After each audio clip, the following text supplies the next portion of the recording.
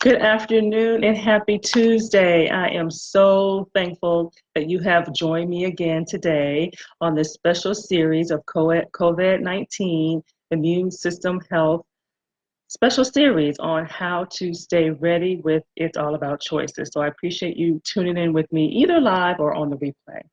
But before I dive in, I definitely want to take a quick moment here for a devotion.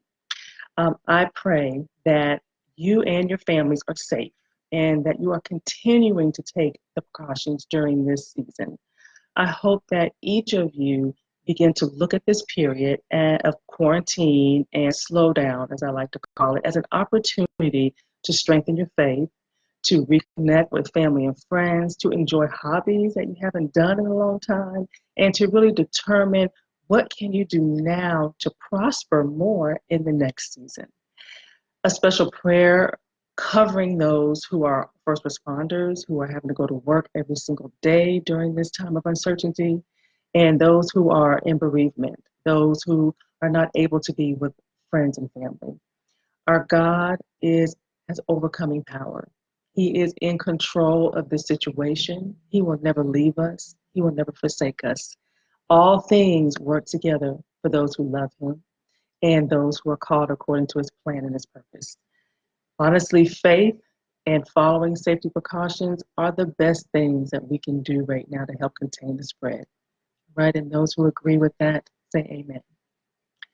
And today's topic, how stress, immunity, and weight gain go hand in hand. And so a survey that was conducted by the American Psychological Association found that 3 out of 4 Americans reported some form of a stress symptom a month even before the corona outbreak. And those top symptoms included acne, headaches, chronic pain, decreased energy, insomnia, and appetite changes. And so stress is something that, we all are going to experience, especially during these present times of uncertainty. And with all of the impacts that are going on with COVID-19, many of us are wondering, what can we do to relieve stress? What can we do to relieve anxiety? And so today I am going to give you some tips on just how to do that. So for those who do not know me, my name is Sandra Goltry, and I am a registered dietitian, and I'm a certified personal trainer. And during this time of uncertainty, and quarantine, I have the privilege of being a health advocate to each one of you and to help you help providing proper nutrition and the healthiest ways to strengthen not just your immune system, but also to promote healthy weight loss, boost energy levels, and give you clarity and direction regarding food choices that many people find surprising. And those changes and those decisions will help really move you closer to your weight goals and to your health goals. So answer for me, yes or no, if you're listening live or if you're even listening to the replay, shoot me an email. Are you finding yourself thinking about food more, snacking more since being quarantined? Loaded question, huh? So the goal, remember the whole goal of this special series that I'm doing is to keep the body ready. We want to always avoid trying to get the body ready after an outbreak occurs or after an illness occurs. We want to keep the body ready. We want to take a more proactive approach versus a reactive approach. And so we want to be consistent. We don't want to overdo it in one area and underdo it in another area. We want to maintain some level of consistency 80% of the time. Okay, none of us are going to do anything 100%, and that includes myself as well. And as being a big part of that proactive approach is dealing with stress in a more positive manner. And so stress, what is it? It's the body's reaction to any change that requires an adjustment or a response. So the human body, we're designed to experience stress and to react to it. And stress can be positive. It can keep us alert. It can keep us motivated. It can keep us, ready to avoid danger. But stress can also be a negative when a person faces continuous challenges without relief, without relaxation between the stressors. And as a result, that's when usually people are overworked. Stress-related tension begins to build up, okay? And I think that's one of the big bonuses and big positives that I find with this quarantine. Some people call it lockdown, forced slowdown. We all needed it, whether we, want to admit it or not, we all needed it. and use this time to really detox, take advantage of it, look at it as a positive. And so let's jump into today's topic on how stress, immunity, and weight gain, how do they go hand in hand? And so let's understand the connection first between stress, weight gain, and cortisol levels. And so unfortunately, stress or excess stress, it can lead to an increase in weight, right? Um, and whether the extra weight is a result of overeating, of unhealthy food choices, or just our body's response to the increased levels of cortisol, getting a handle on the stress is a priority if you want to prevent stress-related weight gain. And so the body's response to stress is by increasing cortisol levels. And what that is, it's a hormone, it's a stress hormone that increases in response to a threat. And so when you no longer perceive a threat, then the cortisol levels return to normal. That case, no big deal. But when stress is always present, you can experience an overexposure to cortisol, which is a problem since cortisol is also an appetite stimulant, okay? A significant appetite stimulant at that. So this is the reason people tend to go to comfort food when dealing with stress. And so here are a few ways to combat stress-related weight gain. So here's just a few tips. So if you are tempted to eat when you're really not hungry, find a distraction. So if this is not a scheduled meal, or if you know you're bored, you have too much time on your hands, try to find another distraction, okay? Don't skip meals, especially breakfast. I think I remember me talking about that back in January about breakfast. If you're in a hurry, grab something small. Remember that pre-breakfast snack that I used to talk about, even if it's just nuts and fruit. Grab something that will, provide your body some energy, some real energy. Unfortunately, coffee doesn't cut it. So provide yourself some real energy with some nutrients, okay? Eating a healthy diet. And so, such as whole grains, a variety of fruits and vegetables. Aim to eat from all 5 food groups, okay? God created 5 food groups for a reason. They have a place, they have their purpose. They all provide different nutrients to the table that our body needs to keep our body armed and ready to fight, okay? And identify your comfort foods. And sometimes you have to keep them out of your home and your office. I mean, if you just have no control, then sometimes you just have to just don't have it in the house to prevent the temptation, especially if it's leading to weight gain, okay? So my question for you, whether you're tuning in live or again, listening to the replay, just shoot me an email. What is your go-to food? What is your comfort food during times of stress? Mine, nuts, mixed nuts, specifically the deluxe mixed nuts that come with the cashews, the pecans, pecans rather, the hazelnuts. That's my weakness in the almonds. So sometimes I have to keep them out of the house. So let's continue with our discussion. So how does stress affect our immune system? Okay. So when we're stressed, our immune system ability to fight off the antigens reduces. And so that's why we are more susceptible to infections when we are stressed. So ongoing stress makes us susceptible to illnesses and diseases. So some experts claim that stress is responsible for as much as like 90% of all the stresses and diseases, including cancers and heart disease. So that's a pretty large statistic, right? So here are some simple tips to help lower your cortisol levels, which will help keep your immunity high. So tend to your spirituality, develop and grow your faith, whether that's through prayer, devotion, singing, studying. All of that is associated with reduced anxiety and depression. Get the right amount of sleep, okay? When we were in the hustle and the bustle, I bet you many of you are getting a lot of sleep now. But when we were in the hustle and bustle, a lot of times people would say, I don't have time to get 7 hours of sleep. So the recommended amount of time is 7 to 9.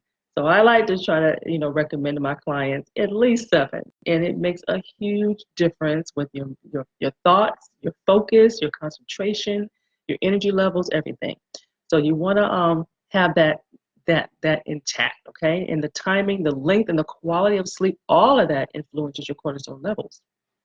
exercise, but you don't want to overdo it. Okay, you don't want to do hit 2 hours a hit every day. You want to rest. You want to cross train. Okay, you don't want to go heavy every single day for 2 hours. You want to be able to have a balance. Effective exercise is important. All right, recognize stressful thinking. A lot of times our mind can really do a number on us. It can cause a lot of stress in our lives, and sometimes we can stress ourselves out about things that, one, hasn't even happened, or two, we don't even have control over. So continue to have positive thoughts and positive mindsets, and always try to look at the brighter side of things, even when it doesn't look so good. Have fun and maintain healthy relationships. That's very important, okay? Even during this time of quarantine, people are now doing virtual, meetings and, hooking up with friends and family virtually. Take advantage of that, just because we have, it's really physical distancing, the social part of it, we don't have to exclude that. We just have to be creative and do other ways to socialize. It's the physical that we really have to refrain from, but continue to connect with people.